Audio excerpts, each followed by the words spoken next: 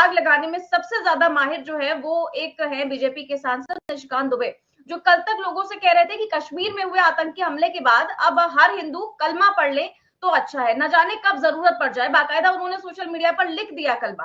वही निशिकांत दुबे 10 दिन पहले कश्मीर में गुलमर्ग में पार्टी कर रहे थे, और पार्टी भी इतनी बड़ी कि उनकी पार्टी की सुरक्षा देने के लिए पूरा एक पुलिस फोर्स और सुरक्षा एजेंसियों का पूरा दल लगा दिया गया था। ये जो खबर है ये बताती है कि निशिकांत दुबे जो है वो 10 दिन पहले गुलमर्ग में पार्टी कर रहे थे, और जाहिर तौर पर उनकी जो शादी की 25वीं सालगिरह थी वो मना रहे थे। और खबर में लिखा है कि बीजेपी के जो पूरा सर्कल है उसमें अब निशिकांत की इसी पार्टी की चर्चा हो रही है। उनकी शादी की 25वीं सालगिरह थी और वो एक फैमिली फंक्शन में थे, और इस फंक्शन में उन्होंने अक्रॉस पार्टी लाइन ऐसे ऐसे नेताओं को बुलाया जो पार्टी से ताल्लुक भी नहीं रखते थे। बहुत बड़ी पार्टी थी, और इस खबर में आगे लिखा है कि जहां पर ये इवेंट किया गया, पार्टी की गई, वहां बहुत ही टाइट सिक्योरिटी थी। वहां पर अब बीजेपी के सर्कल्स में इस बात को लेकर के चर्चा है कि किसी के प्राइवेट इवेंट में इतनी टाइट सिक्योरिटी किसके कहने पर दी गई। जो सुरक्षा आम लोगों के लिए होनी थी वो एक बीजेपी नेता के प्राइवेट पार्टी के लिए दे दी गई। अगर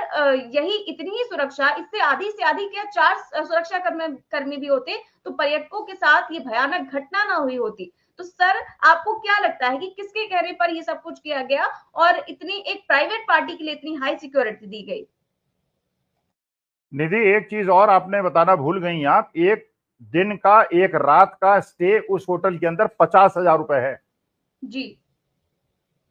ये पता चला जाए, ये सूचना दी जाए, ये आरटीआई के माध्यम से दिया जाए, कितने लोग आए थे, पर प्लेट कितने का खर्चा आया था, होटल में किस किस को टिकाया गया था, और क्या पहलगांव की घटना की रणनीति वही बनी थी। कितने लाख का खर्चा आया था और किसने इस बिल का पेमेंट किया है? कैश पेमेंट किया है, चेक से पेमेंट किया है, किसी हैंडलर ने पेमेंट किया है, किसी टेररिस्ट ऑर्गेनाइजेशन ने किया है, किसी पाकिस्तानी ने किया है, या दाऊद इब्राहिम ने किया है? मैं खुलेआम पूछना चाहता हूं। जिस होटल का एक रूम का किराया 50,000 रुपए है निधि, मेरे ख्याल से 1, 2, 3, 4 लाख रुपए कमाने वाला महीने का आदमी भी 50,000 के होटल में नहीं रुक सकता। ये ब्लैक मनी का पैसा है, या ये ड्रग स्मगलिंग का पैसा है, या टेररिस्ट का पैसा है? आरोप लगाता हूं और मैं ये मांग करता हूं निशिकांत दुबे जी से, ये सार्वजनिक करें कितने लोग थे, कितना खर्चा हुआ, किसने पैसा दिया, चेक से दिया, कैश से दिया, और पैसा देने वाले की हिस्ट्री दिखाई जाए। मुझे ऐसा लगता है, देखिए, सिक्योरिटी पूरी की पूरी वीआईपी के साथ, एक साहब गए थे वहां पर, अब मतलब इतना भी लोगों में लेश मात्र शर्म नहीं है, रेड कारपेट के ऊपर चलते हुए जाके श्रद्धांजलि दे रहे हैं। श्रद्धांजलि के लिए भी रेड कारपेट बिछा हुआ है। और हमारे माननीय यशस्वी प्रधानमंत्री मोदी जी को चुनाव महत्वपूर्ण लग रहा है, ऑल पार्टी मीट महत्वपूर्ण नहीं लग रही है।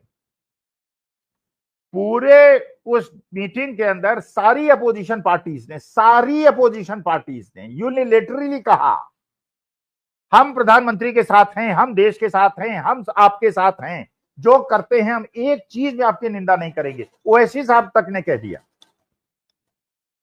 पूरा देश। और आप जो है एक तरफ कहते हैं कि जब बाहरी आतंक आता है, बाहरी हमला होता है, वी शुड यूनाइट।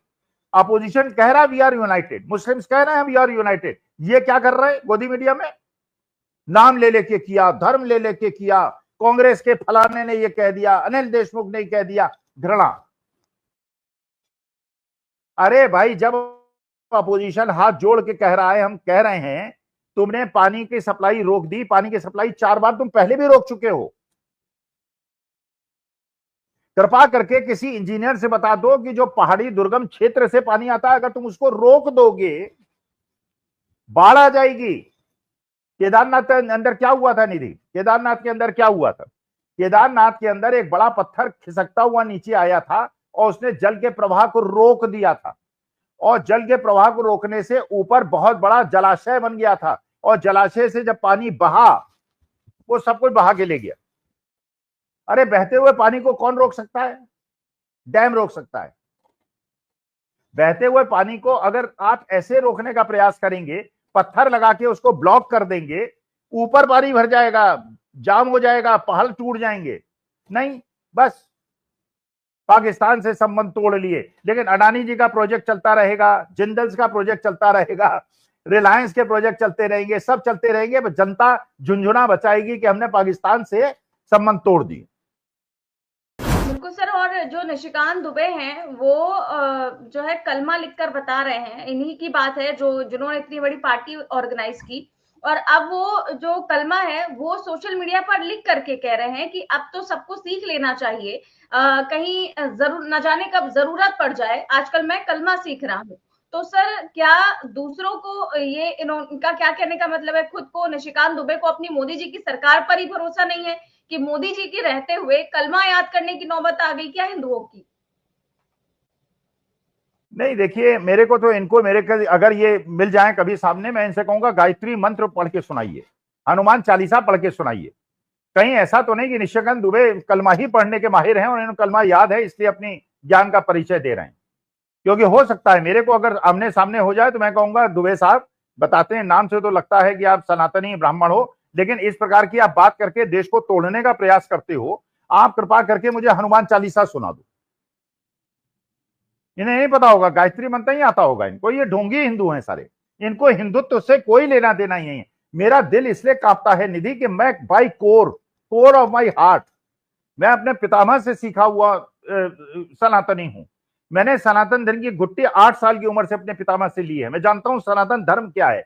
ये लोग सनातन विरोधी लोग हैं, ये एंटी हिंदू लोग हैं, ये हिंदुत्व सनातन धर्म को बर्बाद कर रहे हैं और ये राक्षस प्रवृत्ति के लोग हैं। कलमा पढ़ेंगे, अरे कलमा ही पढ़िए, अब आप वहीं पढ़िए, कलमा पढ़िए, ईदी बांटिए, मिठाई बांटिए, हिंदुओं को छोड़ दीजिए। हिंदुओं के वोट तो पागलों ने कब्जा कर ही लिए हैं, अब जाके उनके वोट लीजिए, उनको ईदी दीजिए, उनसे लीजिए। ये नहीं कि आपस में प्रेम कराइए, आपस में जोड़िए एक दूसरे से। ये मैं इस मामले सिखों की कौम को प्रणाम करता हूं। सिखों ने पहले भी इस प्रकार से बचाया है, वहां भी एक जाके पंजाब के अंदर कहा है कि हमारी बहनें हैं, किसी की हिम्मत हो हाथ लगा के देख ले। मैं सब लोगों से प्रार्थना करता हूं, हाथ जोड़ के प्रार्थना करता हूं, अगर तुम्हारी कॉलोनी में, अगर तुम्हारे स्कूल में, अगर तुम्हारे यूनिवर्सिटी के अंदर एक भी कश्मीरी लड़की है, उसे अडॉप्ट कर लो। धमकियां मिलेंगी, लोग तुम्हें धमकाएंगे, तुम्हें एंटी हिंदू कहेंगे, लेकिन उन बेटियों को सुरक्षा दो। और ये मैसेज जाए कि हम कश्मीरी के साथ खड़े हैं, कश्मीर हमारा अभिन्न अंग है, हमारा पार्ट है, वी लव कश्मीर।